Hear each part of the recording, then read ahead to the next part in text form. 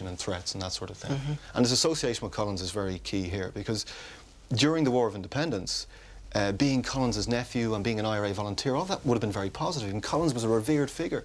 Then when Collins signs the treaty and tries to sell the treaty to the Irish people, if you're very anti-treaty, that's a very negative association. Sure. So being Collins' nephew goes from being a very good thing to being a thing that actually puts Finian's life in danger. By the middle of 1922, civil war fighting had spread all over the country. In August of that year, Michael Collins was visiting County Cork when his party was ambushed by anti-treaty forces on a remote country road.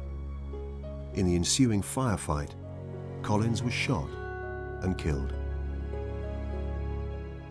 Collins' death really has a huge impact on the country. I mean, even anti-treaty IRA men had revered this man. You know, he symbolised the nation, he symbolised the struggle of the nation at the time.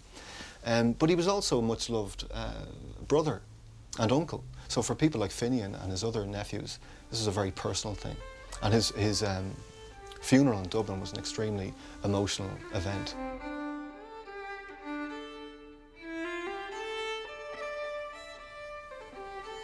It was a real time of national mourning.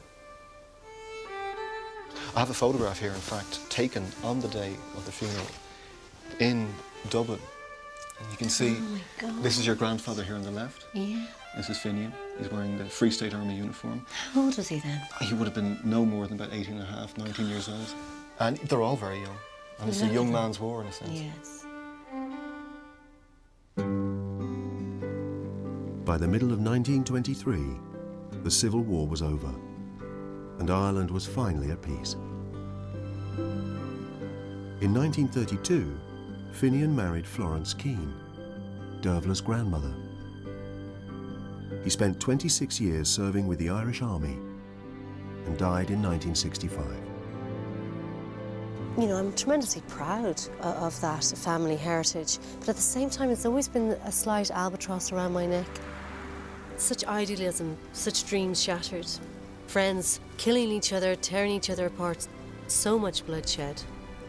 But I just feel happy that I've clarified a lot of confusing questions inside my head. And I feel a great sense of acceptance and peace.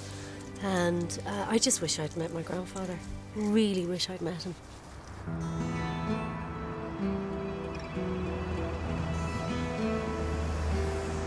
It's a few days later, and Dervla is back in Dublin. Well, Finian's journey has been fascinating, but now I want to concentrate on my dad's side of the family. I was brought up as a Catholic, but I know that there is some sort of Jewish connection, and I would like to clarify that. To kickstart her search, Dervla is meeting her father Peter at a local cafe. So, Dad, I know absolutely nothing about your side of the family. Yeah. And I was hoping maybe if you could enlighten me. Well, I'll do my best, but I know very little. When my mother died, I was 7 when my mother died. That was 1941. And in those days, they didn't talk about the dead the way they do now. Like, they'd have long conversations about who did what, where, and when. So I know very, very little about her. Yeah. Do you have any photographs of her? No, but I have her birth certificate. If you look at that birth certificate there, that's the date of birth. It says 1891. So is her, hold on, so Henry Kahn. Yeah, of 87 Capel Street, that's right, that follows. And Teresa. Teresa was Kahn. His wife. Yeah, Kahn, I mean, we're assuming that is a Jewish name. And she's a Catholic girl, I'm assuming, with the surname O'Shea. Because the children were all reared as Catholics. So that would have been a very unusual marriage, surely, wouldn't it? Oh, very, very unusual at that stage, I would say. So I need to find out about Henry Kahn. Yips. Okay. That's all I can really tell you. But if we dig and dig, we may get more information. Dervla's paternal grandmother was Christina Kahn. Christina's parents were Henry Kahn and Teresa O'Shea, Dervla's great-grandparents.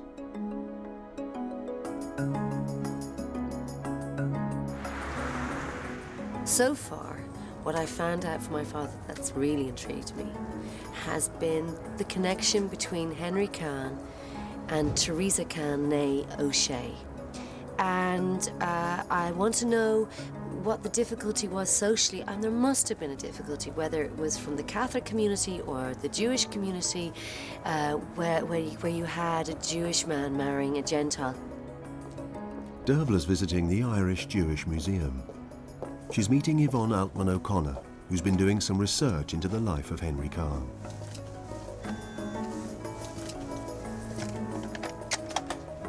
Hello, how are you? Dervla, you're very welcome to the Irish Jewish Museum. Come on in. Thank you. Shall I go up here? Yes. Okay. So this house is situated in what was once called Little Jerusalem. This is where the Jewish population moved to in the late 1880s and 1890s when they arrived in Dublin.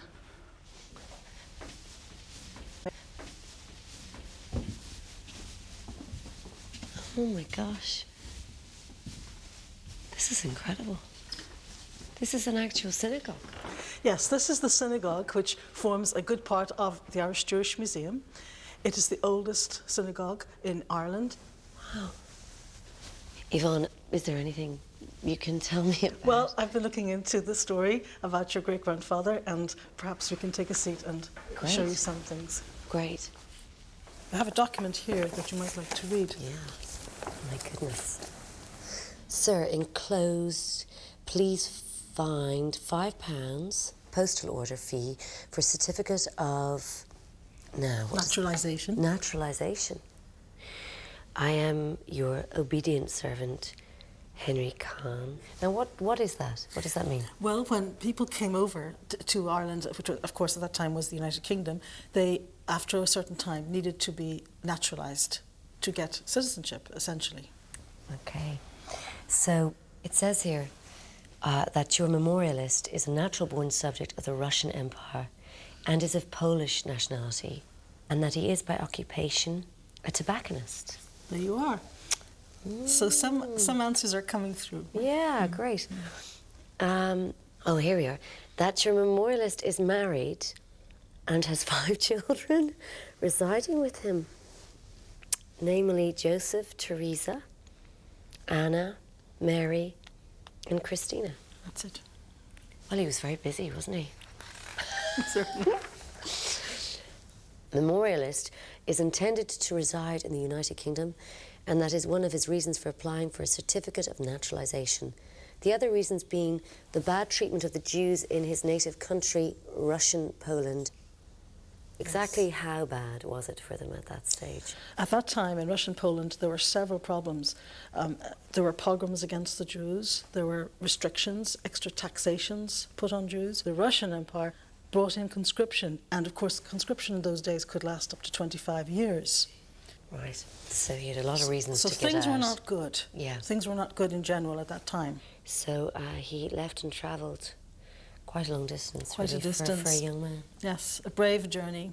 We don't know exactly what he was leaving behind, but hoping obviously to come to a better country life. and a better life. Yeah.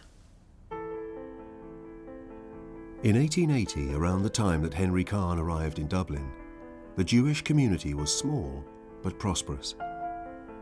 Jews occupied prominent roles in civic and business life. But Dublin was a largely Catholic city, and there were few marriages between members of the different faiths.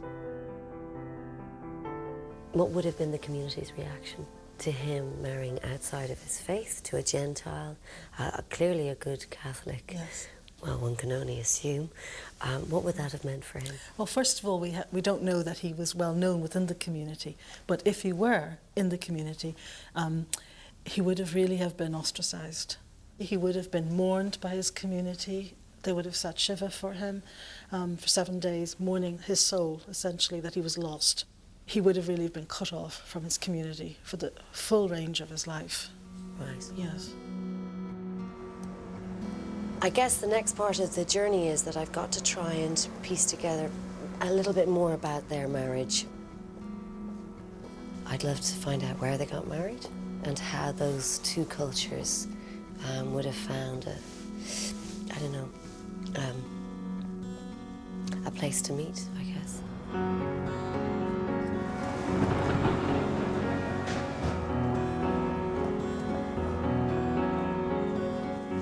Dervla's come to the General Register Office.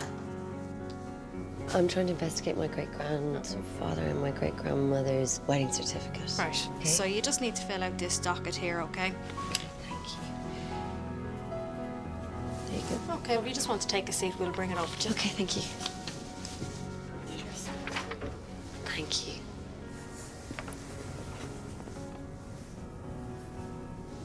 So we've got 1880.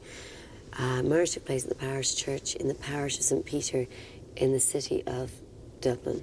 Henry Kahn, resident at the time of marriage at 70 Ainger Street. So I've got Theresa O'Shea, spinster, and she's living at 70, I think it's Ainger Street, which is great because they were living together before they got married. Well, why buy a car without test driving it? That's what I say. Married in the parish church, according to the rites and ceremonies of the Church of Ireland. So she wasn't a Catholic, was she? She's a Protestant. I don't know. The Church of Ireland is part of the Protestant Anglican Church. Dervla has come to Ainger Street, the site of St. Peter's Church, and the street where Henry and Theresa were living at the time of their marriage. She's meeting Church of Ireland historian Canon Patrick Comerford. Hello, how are you? I'm good, lovely to meet you. I'm trying to find St. Peter's Church. St. Peter's Church stood right on this corner here. The Dublin YMCA has its offices there. Right. But in